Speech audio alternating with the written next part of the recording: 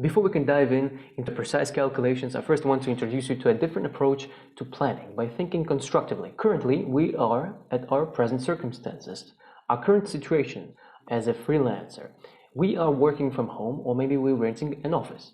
Maybe we just started, or we already have clients, or maybe we network and promote ourselves, and so on. All of it is a fact which each month generates us a specific amount of income, a specific number. It can be 300, 600, maybe 3,000, or even a zero.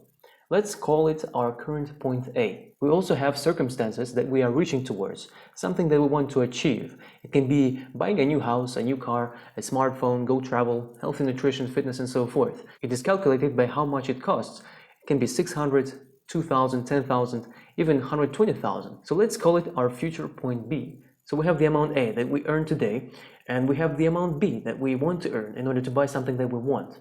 Normally, when a project comes our way, we evaluate it and charge for it to the best of our judgment. Then another project arrives and we do the same thing. By the end of the month or a year, we might see how many projects we accomplished and how much did we earn. And if budget allows, we spend it on things that we dream of. Unfortunately, in this scenario, our future point B becomes as a secondary thing, as a result of hard work that we do today. We either earn our amount B or not. That is a model that is widely accepted, and you would probably say, well, yes, that's logical and normal. How can there be another way, right? We're here today and we dream of something in the future and we try to realize our goals by solving obvious problems. That's how we grow, right?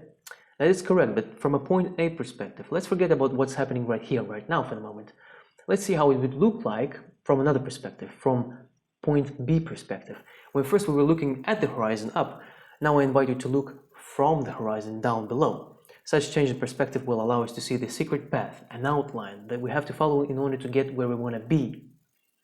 As from the peak of the mountain, the path below seems visible, right? Therefore, instead of building the steps by growing up towards point B, this time we will connect our plan of achievement backwards towards point A by deconstructing it, and then we actually climb.